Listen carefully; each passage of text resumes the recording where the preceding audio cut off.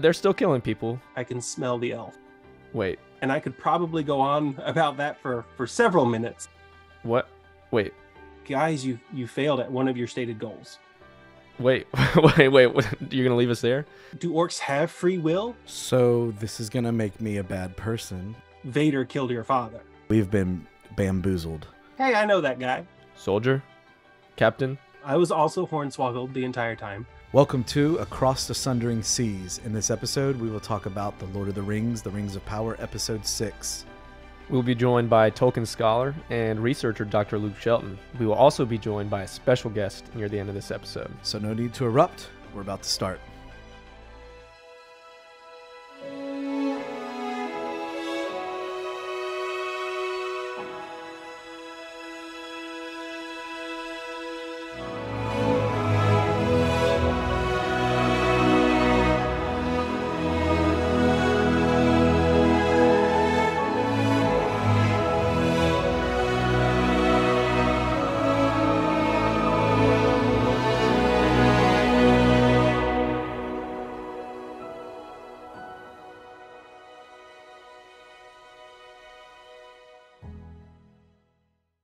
Really, in Tolkien communities, I have several different roles, but it all kind of stems from the same place for me.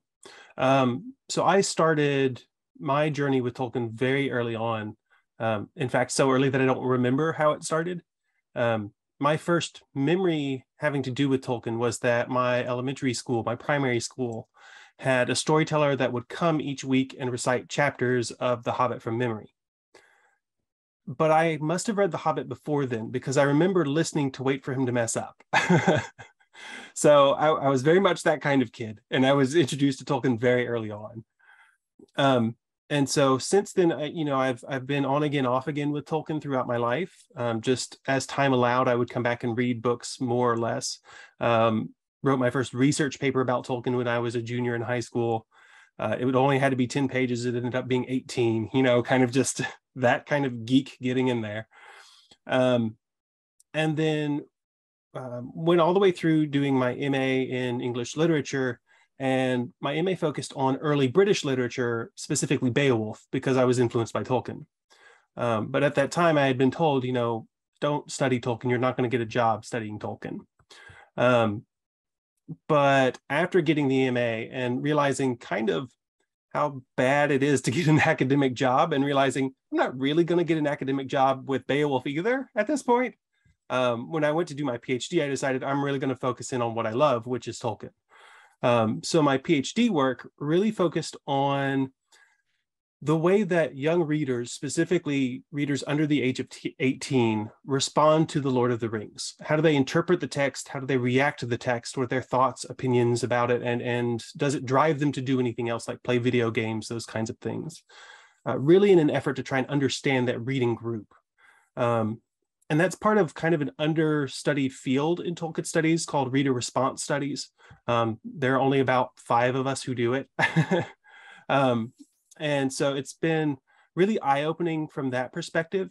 But because that's my approach, because I like to engage with fans to get to know about them, that's led me to do a lot of other things with that same perspective. So I started this thing called the Tolkien Experience Project, which is basically 5 questions that anyone can respond to. And it's a survey that posts every week on my blog. So there's a new entry posts every single week, and that's been going since 2018. And then from that, people kept telling me, you should do a podcast with this. You should do a podcast with this. And so what we did was we took those questions and we turned it into an audio podcast where we interview Tolkien scholars, community organizers, things like that. So we've had people like Corey Olson. We've had people like Clifford Broadway from The One Ring.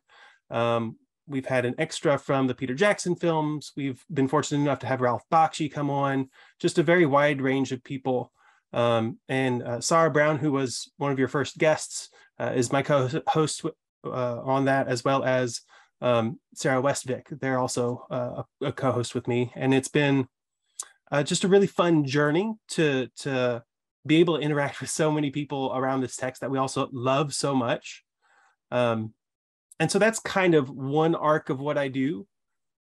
But there are other offshoots. For instance, I've ended up becoming the editor of the journal Malorn, which is the peer-reviewed journal of the Tolkien Society.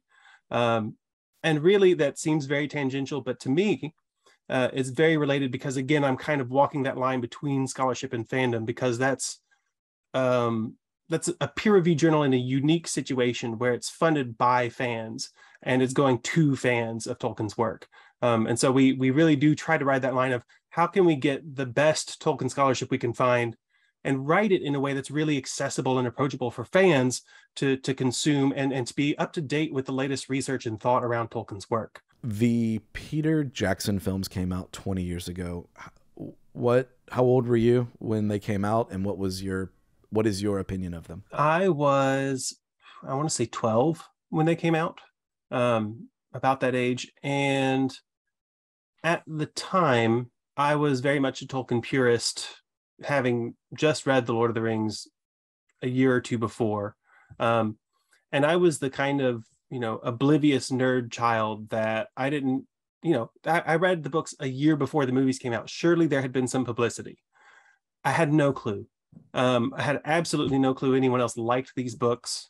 For all I knew, my mother had handed me, a tome into the past that no one else had ever read. Very quickly, I learned otherwise, but it wasn't until after I finished the books. So, I did have that impulse, that need to kind of defend the books early on in my fan development, I guess. And so I do remember a specific point in the movies where I did shout in the theater, "No!" And that was when they blamed Saruman for the evil will of Caradhras, because to me that flattened Tolkien's world. But since then, coming back to the movies and having grown in my own security as a Tolkien fan, I feel less need to police other interpretations. And so I really do enjoy the movies quite a lot now. I will admit I enjoy The Lord of the Rings much more than I enjoy The Hobbit.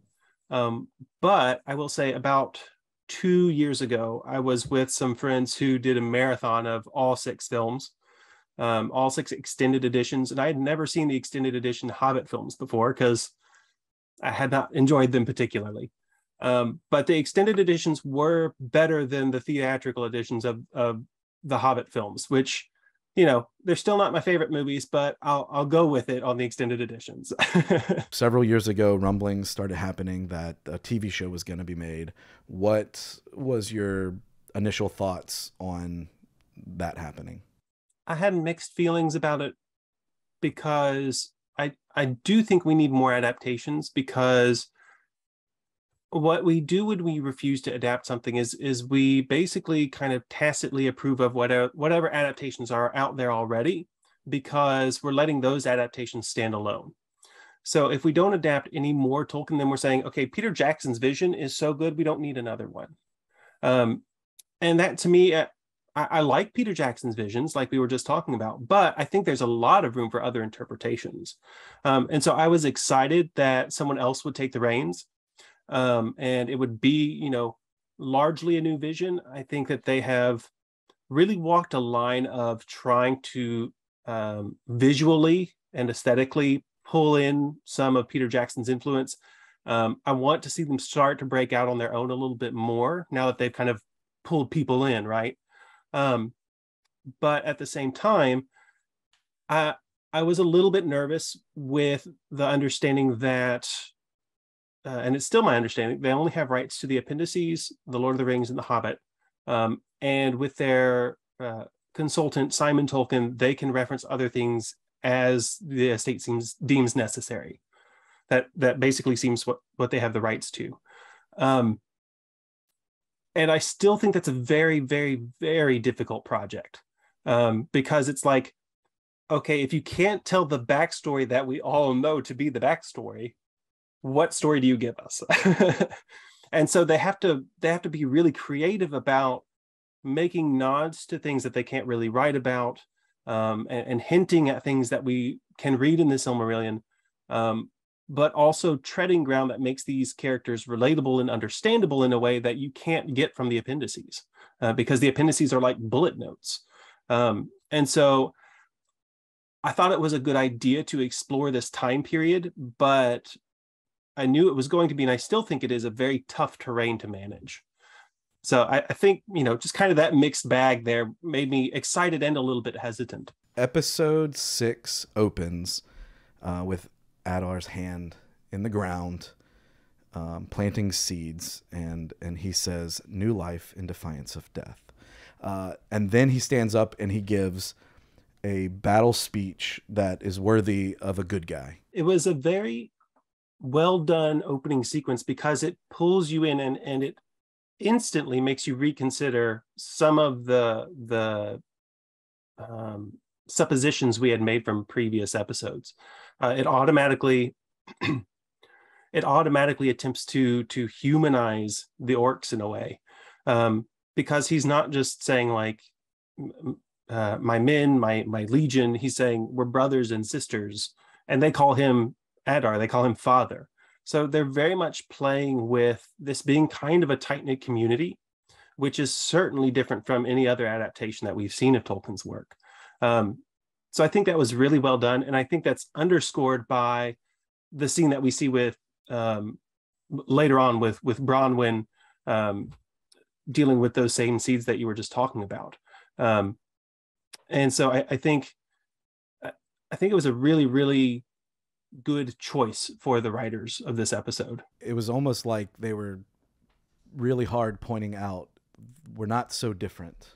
In the past, the orcs have felt like these disposable numbers of, legions of orcs where they can just go into battle and die and it doesn't really matter. But now you're starting to feel empathy for them, and Joseph, who plays Edar, and himself even giving a lot of kind of leadership and guidance to kind of making that happen, to where that scene at the beginning, and then the scene with Galadriel and Edar at the end or near the end, building this pathos and empathy where you're like, wait, they just want a place to live.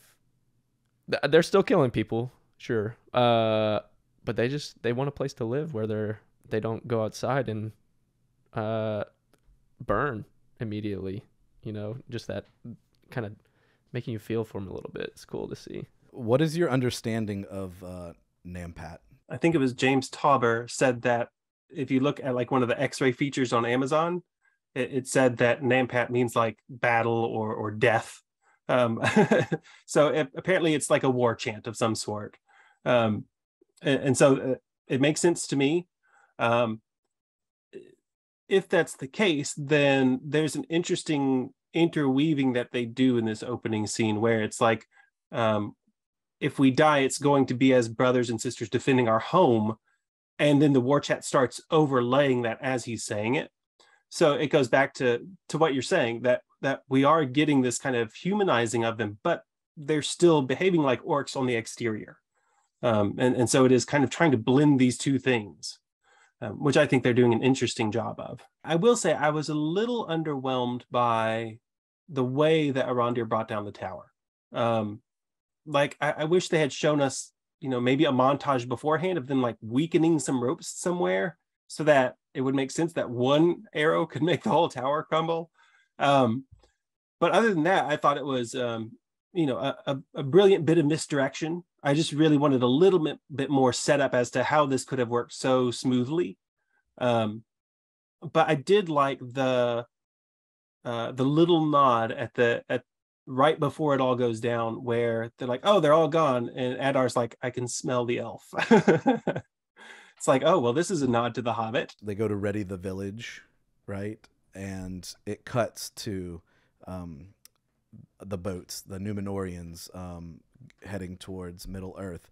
And one thing I noticed, and I'm not sure, I wonder if you did, was Isildur gets up and he's walking out. It's clearly everybody's still asleep, so it's early or really late. And Halbrand is awake. And that glance that he gives, it's tough for me to think that they just did that on on a whim. I don't know. There's something going on with Halbrand, and I don't know what it is. But it's just weird that they took the time to film that. I'm not fully on Halbrand is Sauron camp, but I am fully on board for Halbrand is not who he appears to be. And I think we have a lot of little scenes like that indicate that he's not the most savory character.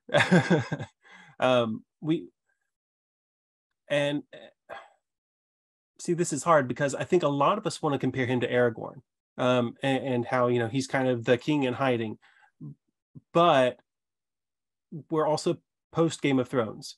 So if they could be trying to make him kind of edgy Aragorn in that, like, he has this, like, he seems to be more violent and more deceptive than Aragorn ever would be, except for, Peter Jackson, Return of the King, killing Mouth of Sauron Aragorn. But other than that, I just don't know if perhaps the writers feel like they have to do this with the character because it's post Game of Thrones, or if they're actually giving us hints that he's not the good guy that we want him to be. Especially like literary heroes, literary, leaders like Aragorn.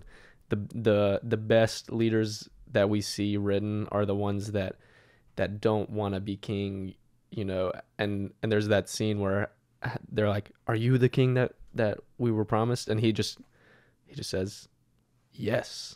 And all the great heroes that you look up to are the ones that are like, no, I don't want to be, I don't want to be this king. I'm not worthy of it, and all this kind of things. But Halbrand's just like, yeah. Well, and Muriel had just got done saying that. Yeah, Bronwyn, yeah. Bronwyn said, like, I didn't really want to. I did. And she said all the great leaders are reluctant to lead. Yeah. Didn't even think about the juxtaposition of those scenes. Yeah. I want to talk about Galadriel and Isildur's conversation on the boat, and then how cold Elendil was. He delivered this like weird line and then just said she drowned and walked away. And it was very cold. It was interesting that they decided to take it this direction because this is showing part of Galadriel's character to, I'm going to use a word in an archaic way, to condescend. And I'm using it in the old terminology, meaning someone of a higher status treating someone of a lower status as an equal, not in a demeaning or down-putting way, but as a way to lift up the person. So she's condescending here in a way that I think matches more with what fans expect of her coming in from The Lord of the Rings. But she's giving him a lecture on pride. And I think there's a lot of irony there because she's gotten into a lot of conflict because of her pride so far in the series. And so I think as viewers, we have to go, hey, wait a minute, Galadriel, are you listening to your own advice here? Or are you just kind of charging in? And unfortunately, I think she doesn't take her own advice throughout this episode. I think she doubles down, if anything, particularly when she's confronting Edar at the end. And so I like this scene. And I think that they're really using it to flesh out both of these characters in an interesting way. What did you guys think about it? They're hinting that Isildur, they're keeping him around even though he's kind of a screw up.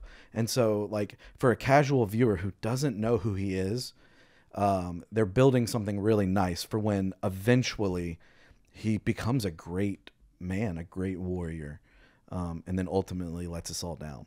But I think I would have done the same thing. I think I would have let us down too. You brought up Elendil and that interaction. That was pretty interesting. How he just he says his quotes and then he's like, "Yeah, she drowned," and then just walks away. And you're like, "Wait, what? Wait, what? You're gonna leave us there?" To me, the way I interpreted that scene though was he puts the grief up forward. He puts it first. So the part where he's talking about, I'm used to watching the sun rise in a particular setting and set in another setting. And he says, now I'm going to a place where that's the opposite. Basically, he's saying my whole world's turning upside down right now. And so to me, I kind of read him grieving already. And so then he just comes back and he says, by the way, my wife died. She drowned. Like this is just one more thing that's adding to the grief that I'm already feeling right now. And so to me, I think that what they're doing with Elendil is probably more accurate with what Tolkien did with his characters. He kind of had his characters show or act out their grief instead of actually describe their grief psychologically. And so I think they're trying to make him that much more kind of stoic character, but we can see through his cracks in a way. And so I thought that was actually kind of a poetic scene for him, although I do very much understand kind of our desire for him to show that grief to us more than just describing it. It then cuts back to Arondir, and he is trying to break the hilt of the sword. He's trying to hammer it out. I kind of got a Gimli vibe there, where Gimli thinks, "Wow, I'll just use my axe and take care of this ring." That scene kind of made me laugh because the line that they choose there is like, well, it's beyond our power to destroy it. And like, I understand the callback. I understand why you say that. But anyone who doesn't know that is like, well, it's obviously beyond your power to destroy. Highfalutin way to say, well, I got nothing. They hatch this plan. There's a speech given. Arondir, gets everybody ready to fight. And then Bronwyn and Theo have this touching moment where Theo shows that he's scared. And he says, "Do you remember when I was little and I used to have bad dreams? Do you remember what you used to say to me?" And she gives this line. Can you tell us about that line a little bit? The line that she says there is, it starts with a quote directly lifted from Sam in The Return of the King, where he's in the Tower of Cirith Ungol and he's ruminating on all the bad that has happened. And then he sees a star up in the sky. And he's reflecting on the fact that all of the terrible things that happen are temporary. There's light and life beyond the shadow. But the show changes it. The show adds to the quote.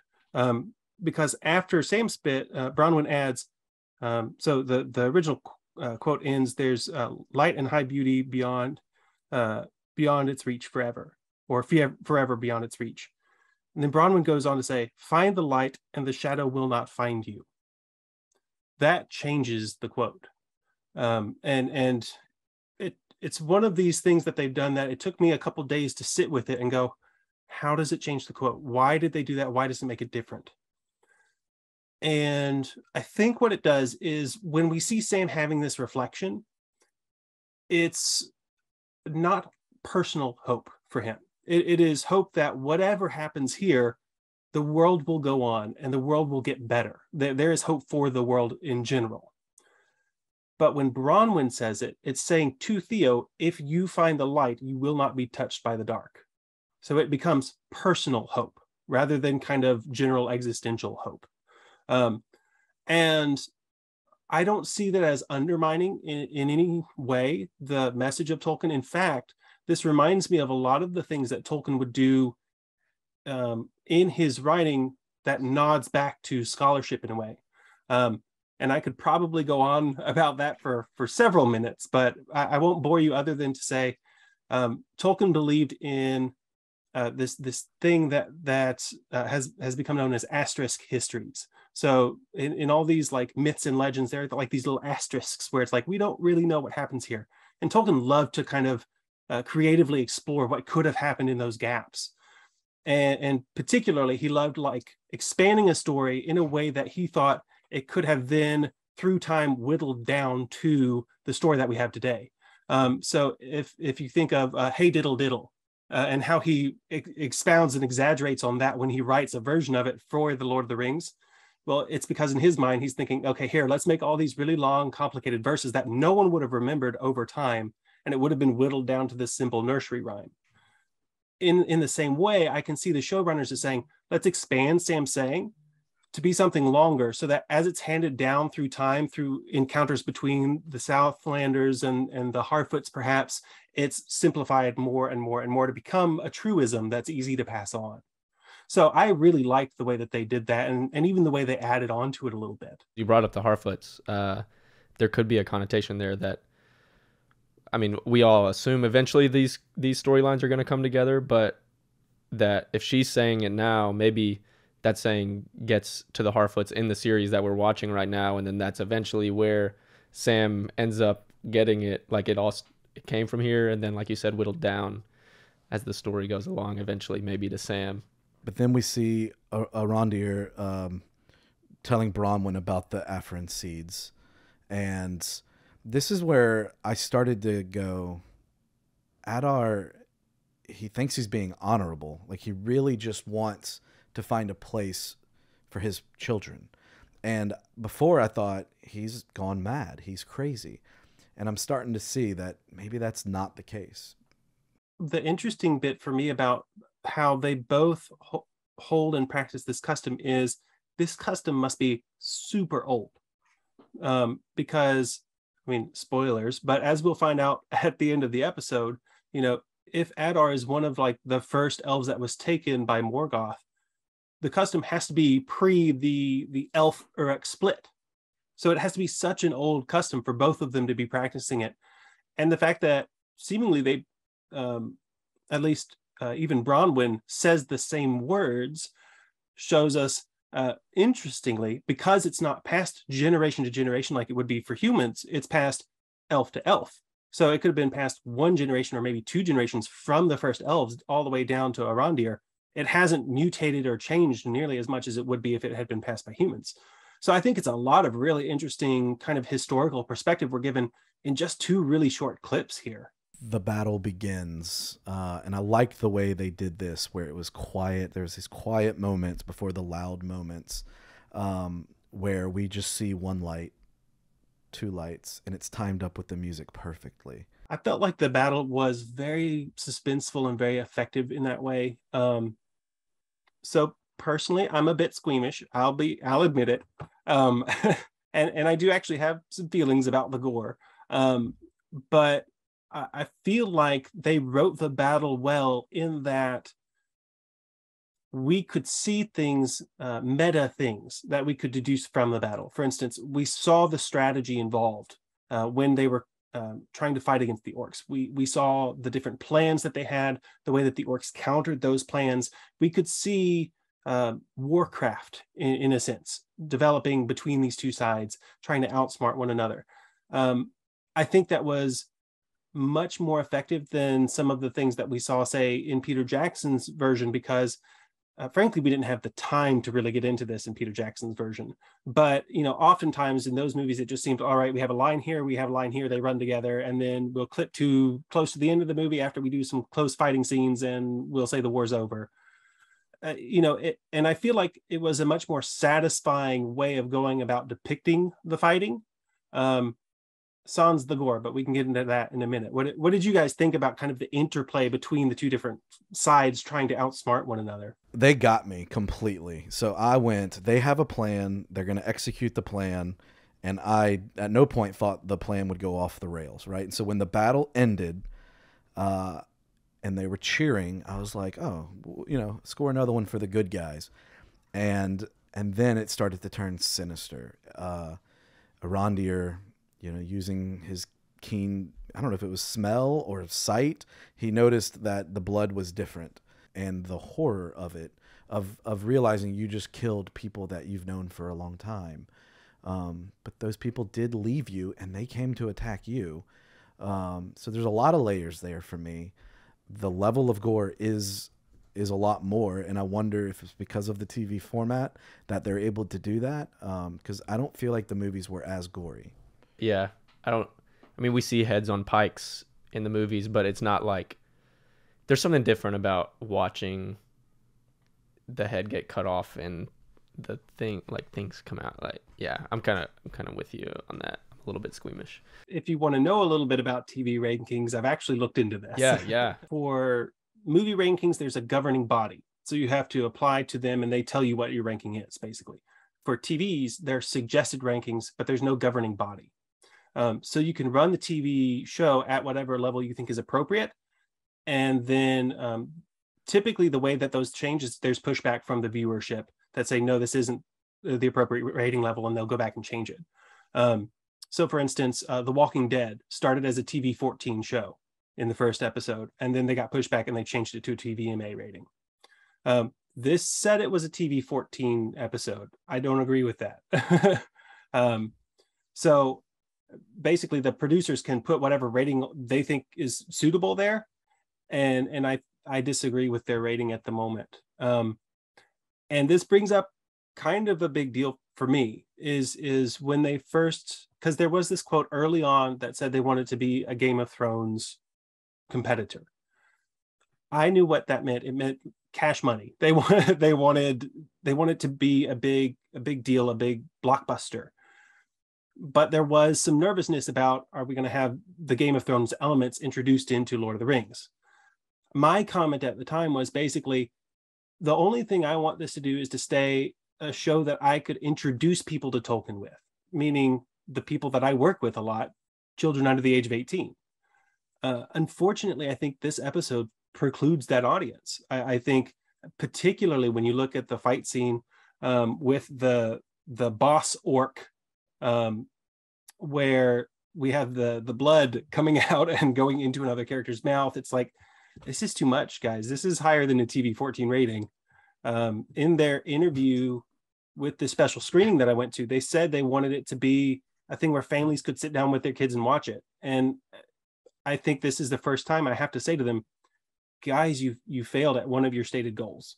This is not something that a family could sit down with their kids and watch. I think overall they're doing really well meeting their goals. I just think this time they went too far with it. And I just don't know if it was a directorial decision or if they just decided they needed that extra level of gore for some reason. But for me, it was a bit much. So this is going to make me a bad person. I understand this, but my 9-year-old and 7-year-old watched this episode with me. And in the past, I, like one of the battles with Arondir and the other elves in the trench, I fast forwarded through the throat getting slit. They were upset with me for fast forwarding through anything. They wanted to see it all. And I fast forwarded through nothing in this episode with the kids, and I had already seen it once. So that might make me a bad parent. Or they're both going to have iron stomachs. They'll never be squeamish. How were you with the tip of the knife or arrow or whatever it was about to go into his eye? I have a thing with eyes. It was hard to watch that. My wife also has a thing with eyes. So that entire scene, I was like, just look away. I'll tell you when it's all over. It was rough. But after the first watch, I'm like, okay, nothing's going to happen. It's going to be okay. But yeah, they do such a good job of a lot of the parts of this battle where they're giving you that suspense and that tension. And I just feel like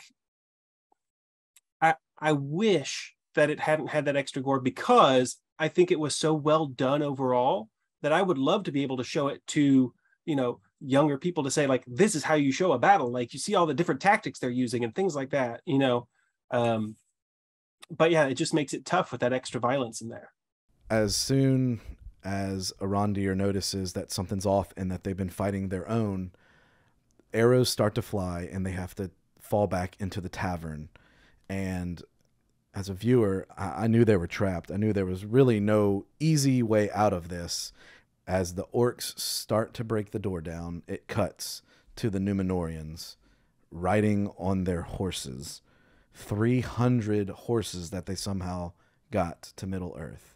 I had to suspend my disbelief about transportation. The boats that they show are not big enough to transport all the people and supplies that they transported. Okay, we'll just go with it. I thought that the charge of the Minorians was stunning visually. It's a scene that we've seen in a lot of the trailers, and it's beautiful every time you see it. The lighting was confusing because we had a dark scene with the orcs, then we go to this charge, and then we come back to a dark scene with the orcs.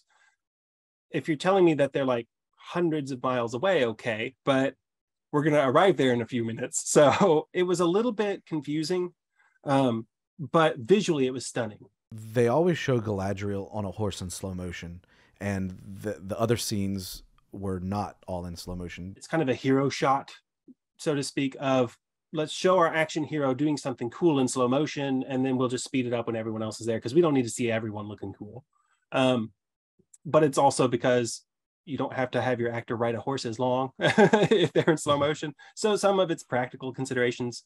It reminds me of, long story short, but I also like Jackie Chan movies. His first police, oh gosh, I just forgot the title. An early police one, he has this scene where he shoots a gun up in the air, and then he points the gun to shoot it. And he shoots it up in the air so that he's not flinching when he actually shoots the gun, because that would ruin the hero shot. So there are just kind of these tropes that they're tapping into throughout. And I think the slow-mo horse riding thing is one of them. It's just, oh, let's go nice and slow so everyone appreciates the beauty and majesty and heroicness of this moment. And then we'll just speed it up so they know we do actually get there eventually. I did enjoy like the process of thinking about the Minorians. So they're in Numenor and they're going to go to Middle Earth. And then I'm like, are they going to park their boats on like the far east and then go all the way across? And I enjoyed being able to go dig into some maps. I know it was a simple thing to do, but to dig into some maps and be like, oh, they could actually get pretty close if they go up these streams here. And they can probably get there a lot faster. And so it won't be, I enjoyed that aspect a little bit. Yeah. And you said that like after episode 3, I think, or it was early on where you had like looked at the map and you were like, oh, that's that's pretty feasible that they can sail most of the way there. So did you enjoy the Muriel map scene of this episode after having done that yourself? Yeah, I did. Although she took her magnifying glass and landed, I don't know, I couldn't tell where she landed her magnifying glass at, but it didn't seem like it was exactly where we were. The maps are a little fudged in this series, I think. So like where she lands it, you can see the tower of the elves there, but it does look like it's a little bit of a different surrounding than perhaps we would see like in the beginning of the Lord of the Rings maps or something like that. So then after the scene with the horses, it cuts back to the orcs breaking into the tavern. They bust in, and Edar comes in quickly, and Quenya says, what I seek, give it to me, to Arondir. And Arondir's like, let these people go and I'll consider it. And Edar does not care and just slowly kills a few people. The tension was real there, especially you come straight from the arrows flying. Like you said, they built the tension on that scene with the arrows flying really where you're like, this isn't going to be a scene where they can get out of it. Like they're gonna be trapped. And so Bronwyn, gets hit, and then there's that emotional tension there where you're like, oh, she's about to die. I was sure that she was going to die. You got that emotional tension, and then you're like, okay, but also Edar and the orcs are coming, so they better be fast saving her. And then there's a tension when he comes in and, like you said, slowly starts killing people. And then the maybe not ultimate tension, but the tension of Theo coming up was all like really well crafted, I thought. The thing that I really enjoyed when I rewatched this episode, because I always try to rewatch multiple times to catch all the things that I miss, was the decision of when to swap from Quenya to English, to Common Tongue. And Edar plays that so well, because he comes in and he says in Elvish, give me what I'm looking for. And Arondir responds in Elvish, let these people go and I'll consider it.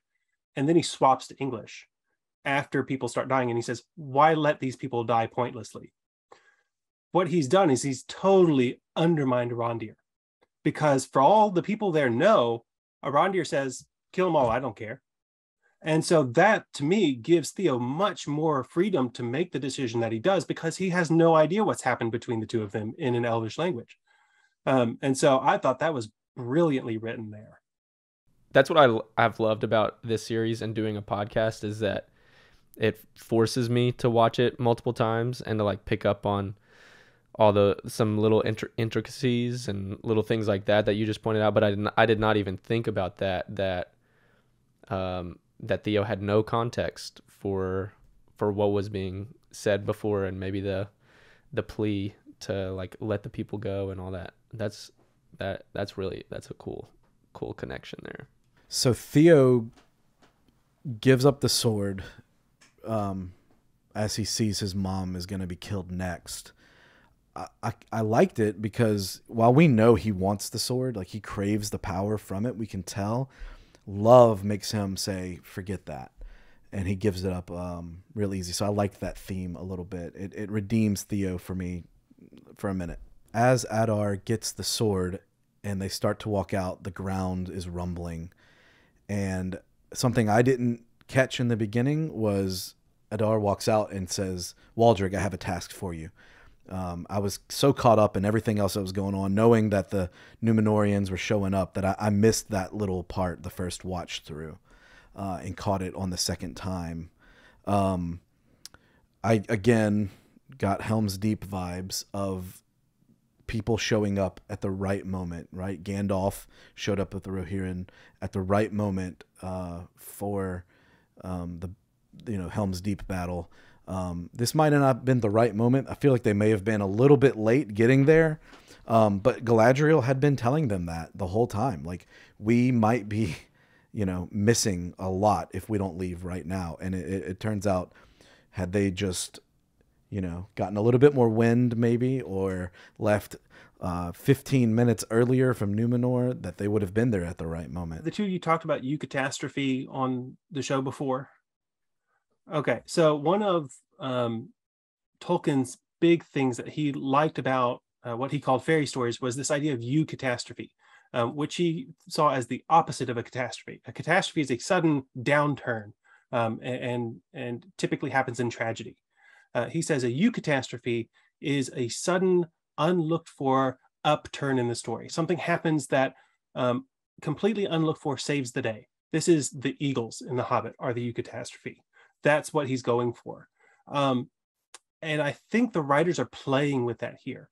Because like you say, they show up, but it's just not at the right time. Had they been just a little bit sooner, it would have been a full eucatastrophe. They would have saved the day. Edar would have been captured. He wouldn't have gotten the sword. Everything would have been solved. But it's not the full eucatastrophe yet, because we're not far enough into the story yet. So it's not really this eucatastrophe so much as it is just an unexpected positive turn of events. But I think in a lot of ways it works in that similar fashion, because it does kind of play with our emotions in that way. But whereas Tolkien liked it to be completely unexpected, like we don't look for the eagles to show up in The Hobbit or in The Lord of the Rings. We don't look for that aid to come in battle. The writers here have set it up to where we know that the Numenorians are coming. It's just, will they get there in time? So they've created tension there where we're not really seeing it in other texts, at the expense of that sudden surprise in some ways. So it happened several times. It's they're in the place, the tower falls down. Surely all the orcs are dead. No, they're not. So they go to the battle, and then the battle happens. We won the battle. Wait, we didn't.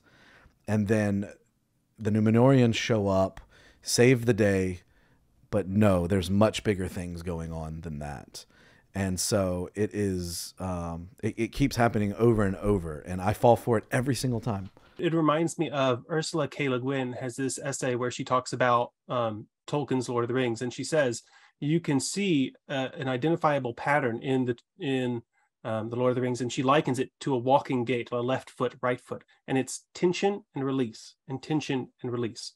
So you have the Fellowship being followed through the Old Forest and captured, but then they're in Bombadil's house, and then they have the Barrow-wights, and then they have Bree, and then they have being chased by the Ringwraiths, and then they have Rivendell. So it's always a balance of tension and release, and I see the showrunners playing with that very well. Let's jump to when they catch up to Edar in the forest. The way that Edar is confronting Halbrand about, I don't remember you, but did I kill someone that you loved? Maybe a woman, maybe a child. That might be a bit of foreshadowing that we'll see come again later. You brought up a good point yesterday, another one of those little rewatch cookies, if you will, that Halbrand was able to go around because he's from there, and he knows the terrain, he knows the land, so he would know shortcuts. So when I watched that, I was like, what? How did he get in front of them? And so when you brought that up yesterday, I was like, Oh yeah. He had to have known where they were going and the paths to get there, because he headed them off. Edar perhaps isn't trying to actually escape so much as to delay them. That true, yeah. The combination of those two things. It makes so much sense. We can jump to the kind of interrogation of Edar scene. Yeah, so I loved the scene. It comes in on a Dutch tilt with the camera angled, and we're not supposed to be comfortable with anything that's happening here. There's a lot going on here that I don't understand even. A lot of the terms they're using, a lot of the names that they're calling each other. I didn't quite understand all of it. What was your understanding from this? What this scene particularly shows us is that the series is using the same origin story that Christopher Tolkien chose to use in the Silmarillion. That the elves awakened at Cuiviénen, and Melkor went and captured some of those elves and carried them off, and through some of his own means and arts, twisted them and turned them into orcs over time. So they're using that story, which is Tolkien had different versions that they could have chosen, and they chose this one. So it's good to know where we are with regard to that. But they did create this new wrinkle where apparently the first generation still looks a lot like elves. And so they're using this to kind of explain perhaps why they all call Adar Adar, and why Adar calls them his children. The tension that we're seeing between orcish expansionism and desire to find a home versus kind of Noldorin or Numenorian kind of empiricism, expansionism in its own way. The conflict we're seeing played out between these two characters is kind of symbolic of that larger conflict. And it makes Galadriel look ugly, like in terms of her character. It makes her not very relatable or enviable in any way. One part that struck me was how close Galadriel got to his face. I mean, she like got down there in his face, and it was like, it was, you know, they weren't really showing us light and dark. It was kind of like dark and dark. And Edar told her, which I thought was a great line, that maybe her search should have stopped in the mirror. In a lot of ways, she's already given into the dark side. And it's interesting that they have decided to make her go this far, basically with this revenge plot that they've given her. And I think we're seeing that somewhat in the language being used here as well, with her continuing to use the orc terminology, even though he's saying we prefer Uruk, call us Uruk, and he's using Uruk. And so it's still kind of the clash of ideologies, even when they're with their language. Do you think that there's any depth to the fact that he says in the mirror, and then eventually we know she has this mirror of her own? What do you think that is? Just, I mean, it makes sense to say if he's talking about her, you look in the mirror and see it, but could there be other ties with it as well, do you think? If it's not intentional, I'm sure someone in the writer's room went, oh, she has a mirror later. Like I'm sure somewhere along the line someone realized that was a thing. I think that works well with the idea that her mirror in the future doesn't always show people what they want to see. It tells them what they think they ought to see in some cases.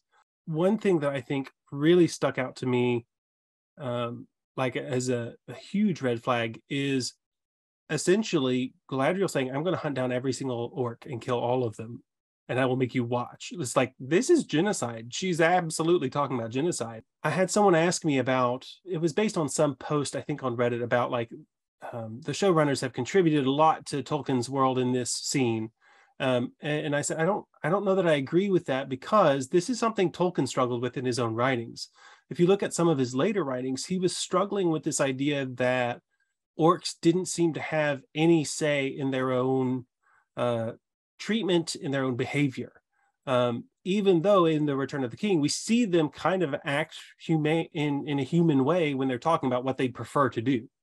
And so later on, Tolkien struggles with, do orcs have free will, or are they just kind of like automata? And what does that mean in terms of like salvation, and how do they really overlap with the philosophy of Middle Earth as he had it set up at that time?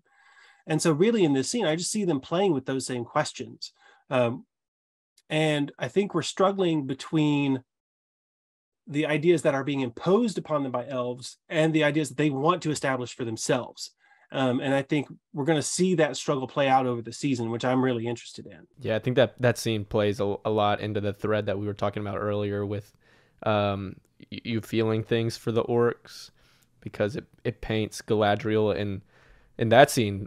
Galadriel's kind of the villain, and Adar's kind of not in a way, and so it plays into that thread. And I think that narratively it's important for villains for there to be a sense of empathy for villains, because if we can in some way empathize with them, then when you defeat them, like, it means more. And not only that, but you feeling things for these villains kind of amplifies Sauron's villainous nature in a way too. And I think that brings up questions about what Edar says about Sauron as well.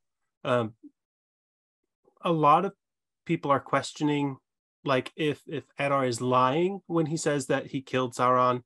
I think Edar is choosing his words wisely here, and I think he's talking metaphorically, like he is for a lot of this scene.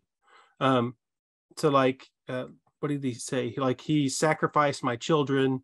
He said that he split Sauron open or killed Sauron.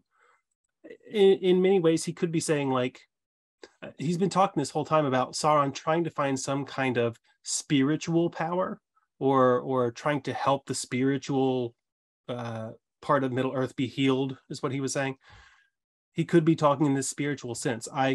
He said, I split Sauron. Maybe he's saying, like, I took all of my children away from Sauron, and I took his spiritual power away when I took my children away from him. He could be saying something like that. So I don't know that he's lying per se, so much as I think that to him, he's saying, like, I conquered Sauron by breaking free of him and taking my children away from him. That's kind of how I interpret that. Again, someone was asking me about it, and I was like, I think you could very easily read this scene the same way that you read Ben Kenobi telling Luke Skywalker, Vader killed your father. It's very much that kind of a metaphor can be read here pretty easily, and that's something they can play with later on. A wild theory I heard was, he said he split Sauron, is that Theo and the Stranger are two parts of Sauron, and they'll combine in the future. That'd be wild. Voltron Sauron. The Queen sends for Halbrand, and he is introduced as the king. He, again, accepts the role, just like, are you the king promised? Yep.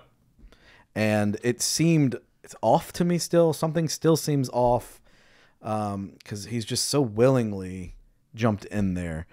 And then from that, Arondir sees Theo sitting by himself, feeling guilty for himself, and sits down, talks to him, basically says, I trust you. Here's the sword. You should give it up and be rid of that feeling of the power you need from it. Theo is going to be a bigger role. And I think we have a not so subtle hint in his name, Theo, short for Theoden, which means king. I think he's going to play some kind of role, whether that's one of the kings that accepts a ring, or whether that's just, I think he's going to be a leader at some point, and he's going to play an important role, but I don't know for sure where that's going to end up. My crazy theory is he's going to end up being the Witch King, just because. I don't think it's that crazy. I'm right there with you. I heard a crazy theory though that maybe Bronwyn becomes a Nazgul. Maybe. I think she's gonna die, and it's gonna drive Theo crazy. Yeah, that would work as well to push him even further. That's exactly what I thought in that scene. I was like, man, this would like be a good emotional stirring moment if she did die. I don't want her to die because I think she's a great character, but like this would be a very stirring thing. But then I was like, man, what's that gonna do to Theo? Like, wow, how's he gonna take that afterwards? Like, what's his character gonna do after that? Especially with Arondir basically letting it happen. That scene annoyed me a little bit. It's like, why are you making her son scald her skin when you're standing there, Arondir? Just do it. Like, you don't. Okay. Theo opens it up, and it's just a hatchet. And then we cut to this scene of Waldrig bleeding himself for the sword and inserting the key. It all happened so fast. What were your thoughts through this? So to try and go as quickly as the scene itself. So we still have no external confirmation that Halbrand is anything like what we think he is. None whatsoever. There's been no one in the Southlands being like, hey, I know that guy. We haven't seen that yet. And in fact, it's Bronwyn who sees the emblem and assumes. So that's how he comes into that role. Did he take it from a stranger? We still don't know. Arondir giving the hilt over to Theo. I don't know why you make that decision, to be honest with you. Like, I get the whole metaphorical, you should give it up. To me, I would counter, he did that for his mother already. So if that were going to work, it would have already. And I don't see giving it to him and walking away. If you want that to be the gesture, it's kind of reminding me of Dr. Evil. Like, yeah, I'm going to leave him in a completely inescapable plan and completely easily escapable plan and walk away. What's wrong with that? Like, it's just, this isn't well thought out, Arondir. Let's take a couple steps back. And then Waldreg is just acting like Waldreg. Like, he's just doing exactly what he said he would do the whole time. And he has been like the biggest Sauron fanboy throughout the entire thing, even bigger than Arondir, clearly. But it still makes me curious about if Edar was attempting to take Sauron's plan and manipulate it for his own purposes, but it was clear he was going to be captured. Why still go ahead and try and do the Sauron plan? Unless he felt like, maybe blacking out the sky was still making a place for his children. So in that sense, maybe he thought he was being self-sacrificial with that, which again puts him in a fairly positive light. Although at the end we see that maybe he wasn't planning to be sacrificed at all. But yeah, there's a lot of complexity in those like scenes, bam, bam, bam, that's really setting us up for two, what I'm assuming have to be very action-packed episodes to tie up this story, and then go back to 3 other stories that we have going on that we didn't even touch in this episode. The stone moves and water starts to pour out, and we see that it's filling the trenches. So instantly I'm going, oh, they were digging trenches for this the whole time, and we've been bamboozled. I was also hornswoggled the entire time. We are excited to have someone join us to talk about the science behind the volcano eruption. Dr. Yvonne Spachala has a PhD in geology and is currently working at the University of Hanover in Germany. Welcome to the show. Hi, I'm Yvonne Spachala. My connection to Tolkien basically started when I was about 12 years old, and I watched the Lord of the Rings movies in cinema. And after I watched the first movie, I directly started reading all of the books of the trilogy and The Hobbit. And like a couple of years later, I read the first time the Silmarillion. But I'm reading it now because I realized I forgot a lot of details. It's not often that Lord of the Rings and geology are relevant at the same time. I was on Twitter and saw you make a comment, and there was a couple words in there that I didn't even know from the end of this. Can you explain to me what's going on here? I was never expecting to basically see that connection. I was really thinking they would use magic to have the volcano erupt. So when they steered the water into the volcano, it's just like, oh my God, this is a phreatomagmatic eruption. And I directly went onto Twitter, and that was the first tweet. And later on, the tweet followed where I tried to explain to people how it works. So basically, a phreatomagmatic eruption, it basically means that you have the contact between the magma and water. Phreatos is basically Greek word for the body of water. And yeah, a lot of people are saying like this seems like it's just made up stuff, but it actually does occur in the real world quite a lot. So there's this overbearing term of hydrovolcanic events, and you can divide it into different other events. So there is the phreatic, where you basically have the heating of surrounding fluids, and then you have the steam blast eruption. This is where the magma and the water is not really in contact. But if you have the direct contact of magma and water, and this can be through, well, lake water being injected into a magma chamber, or you have interaction of magma and ice. So this is actually a lot of times what happened in Iceland. You can also have direct contact of oceans and magmas. Yeah, it's quite cool. I mean, obviously, we don't have any example of people steering water into a volcano, but it's a very good idea. Would it happen in the same way where there'd be fire coming out with it, or would it just be a big ash? Because there's like lightning in it as well. Is that part fantasy, or is that possible? No, the lightning is possible. It's basically when different particles in the ash cloud interact with each other, and they have what is it called? Like they discharge electrically, you can get lightning. It's possible. Yeah, you can see that in normal eruptions as well.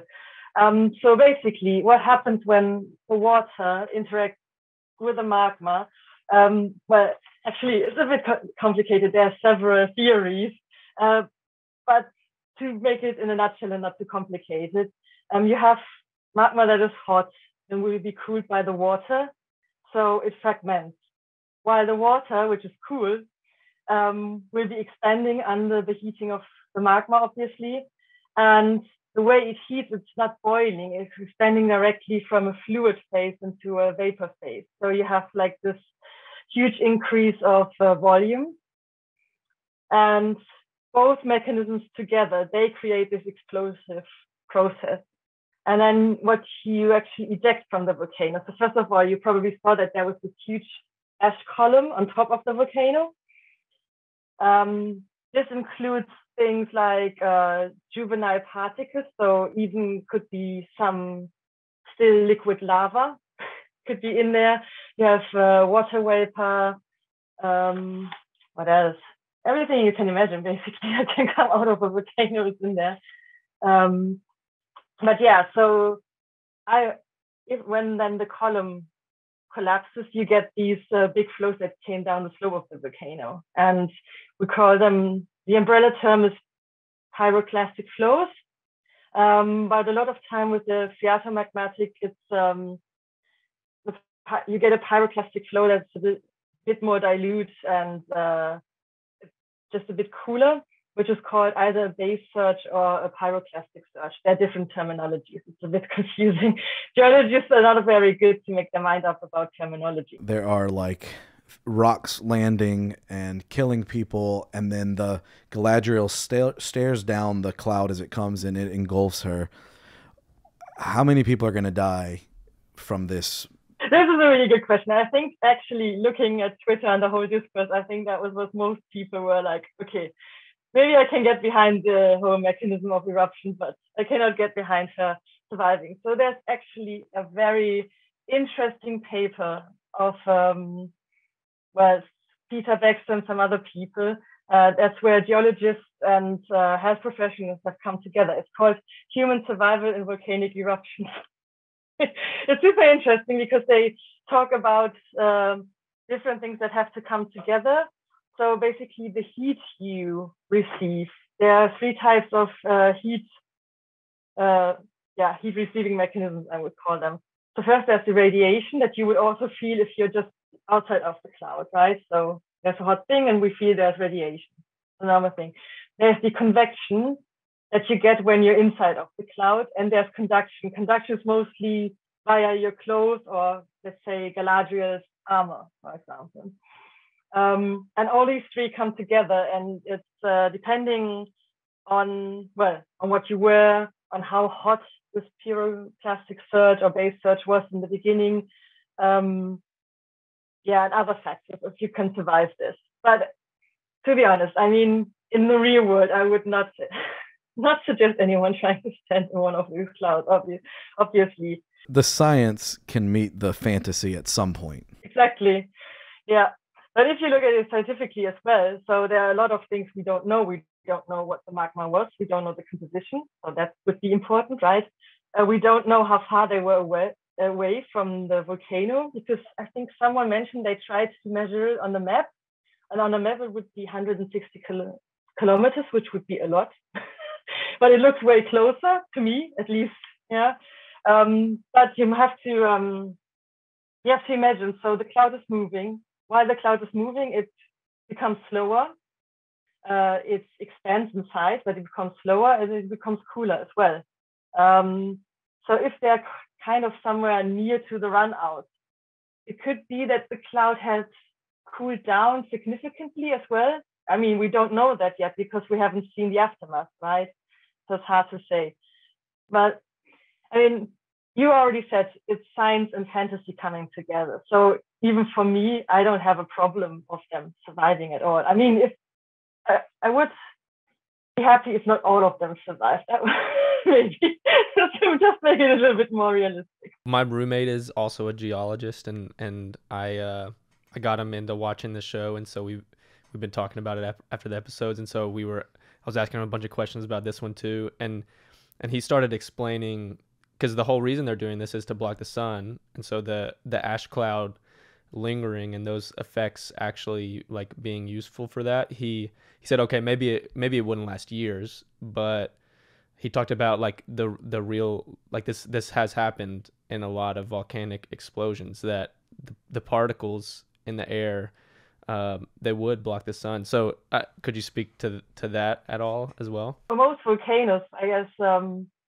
they don't stick to one eruption. When they start going, then usually you have more eruptions, and there's a lot of examples where you can see that maybe some volcanoes started with a phreomagmatic eruption, and then they kind of transition into different kinds of eruptions, you know, what we call dry eruptions, where you don't need water to maintain it.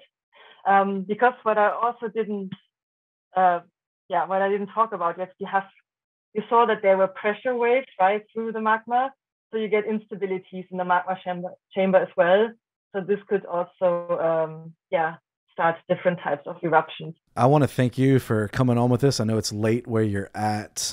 Before you go, who is the stranger and who is Sauron? Okay, I think we haven't seen Sauron yet. I don't think any of the people, a lot of other like followers of the series think Sauron are really that, because now they're just distractions. So with the stranger, I don't think it's Gandalf. I hope it's one of the other wizards, to be honest. Actually, in the beginning, I was quite fond of the Balrog theory, just because it's so out there. Would be a nice surprise, but we will see. Thank you so much for coming on with us, taking the time. It's neat when something from outside of the Tolkien fandom loops people in from other professions. Thank you for inviting me. You were talking about your roommate mentioned some other historical examples. It's funny to think about how historically 1918 was called the year without a summer, because there was a 1917 volcanic eruption that led to a temporary climate change in Europe. And because of 1918 having that climate, that led to Lord Byron having some guests to his home in Switzerland, and that led to Mary Shelley and John Polidori writing the very first modern science fiction and vampire stories. So volcanoes have a very good literary history for us. Yeah, it's a proof. Yeah, it's a real life tangible examples of things happening like that. Wow, I didn't know about that one. I'll have to ask my roommate about that one too. That's cool. I liked having the geologist here to explain a lot of how that worked in terms of the water going into the volcano and how that would cause the eruption. That I think that was very informative. And yeah, I also would agree with her that I wasn't 100% on board with Galadriel just being like, yeah, I'm going to take metal armor and charge into a plume of fire. But at the same time, I do know that if we go back to like the tried and true archetype of the hero, well, you have the fire and water archetypal tribulations and she's already gone through water. She already swam the ocean. Well, now let's stick her through a volcano as our fire. So it kind of does balance from that kind of archetypal perspective. But to me, it was a bit jarring. So yeah, I like the whole digging trenches aspect of it, though. You think strategically, yeah, they're doing it. It's hidden, it's underground, so they can hit these villages one at a time. But at the same time, you're going, that doesn't make sense. It has to be so slow to dig that surely someone's going to figure it out in the next town over before you get there. So it makes the tunneling much more realistic, much more feasible, I should say, about why it was important to do it. The end of this episode felt like it could have been the ending to this season. And so I am really excited for where they will take it next to actually give us a good ending to the season. I watch the episode when it drops, Thursday at 11 o'clock my time. And I watch that alone. And then on Friday night, I watch it again with my wife and kids. And then I watch it one more time with my brother-in-law, father-in-law, or my parents. And it was a lot of fun knowing what was going to happen the second time. And I'm watching them to see if they're getting the significance of what's happening here. I'm not sure it all lines up with the lore of how Mordor, is created, but it is a very fun, like visual process to go through seeing this happen. Like we were talking about at the beginning, a lot of the Second Age is just kind of Spark Notes edition. It's kind of, you have so much room to wiggle around here that, are there some contradictions? Sure. Are there big enough contradictions to make people like throw their TV? Probably not. I mean, the only one is the mithril thing that they did in episode 5, but I'm still hoping out that that's some kind of weird propaganda and it'll turn out to be weird in the next couple episodes.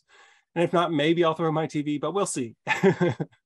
I'm definitely with you on that. I'm hoping that is just a farce that is being used as a ploy. Yeah, and I think Elrond thinks that as well. I think there's you can justify feeling that way at this point about the story.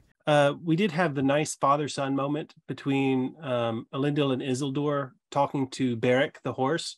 And we saw Isildur talk to the horse in Sindarin, which they have used sparingly so far in the series. I think it was Wizard Way Chris who said that so far, apparently, in order to speak Sindarin, you have to be a man in Middle-earth, not in Numenor, and you have to be talking to a horse.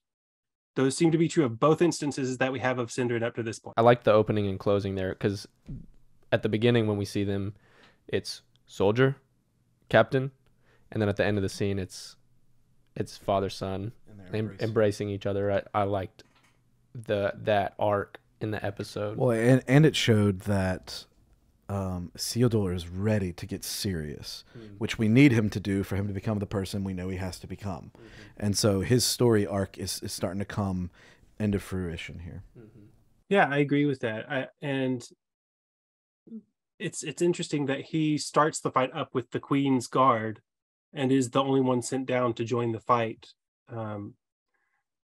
That's an interesting choice historically. Like, that doesn't make a lot of sense, but what they set up there is he's kind of the exception in this instance. They're showing him to be heroic in a way that's unique. So I think that's playing into what you're talking about. What are your hopes as someone who studies Tolkien? What are your hopes for this TV show? To be quite honest, my hopes are not about the TV show itself. As someone who my passion is dealing with the fan community and fans, I'm hopeful that regardless of what happens with this show, we will have more fans. And that's going to be people who come to the show and know nothing about Tolkien, but because of this show decide to read his works, look at the other shows, look at other adaptations, and then start getting involved in the community. We saw that with the Jackson films. We tend to see that with like big game releases, those kinds of things. So we know that we will have an influx of fans, and I'm very, very excited about that. If I were to talk about the show specifically, I think they've already done a lot of things that I would want an adaptation to do. They've already shown that there is room in Middle Earth for people of different backgrounds and cultures and diversity. And I think that's really important because for so long, there have been pockets of fandom that have treated Middle Earth as a place for white people only, or a place for Black people and people of color if they're in particular roles that are not good roles. And so I do appreciate that about this adaptation, to make room for more people within Middle Earth itself and within the fan community. In addition to that, I feel like adding some more complexity to the psychological levels, because that wasn't really what Tolkien wanted to do. That wasn't his focus or his goal. But I do think that a lot of modern viewers and readers want that. They look for that in a text. And so I think exploring that could be a lot of fun, and I like what they've done with it so far. But at the same time, I like how they're kind of balancing that with characters like Elendil, who don't really 100% say how they're feeling or what they're thinking all the time. So I think that they're writing a lot of lines and doing it well so far, between adapting the notes that they have and still trying to give us a story that we can say, yeah, it definitely feels like Tolkien. So overall, I'm pleased with the story. I just want to see what they do about the Mithril. Thank you, Luke and Yvonne, for joining us today, lending your time and expertise. We hope everyone enjoys The Rings of Power, Episode 7. Maybe we'll get some answers to lingering questions this week. Join us next time as we venture across the Sundering Seas.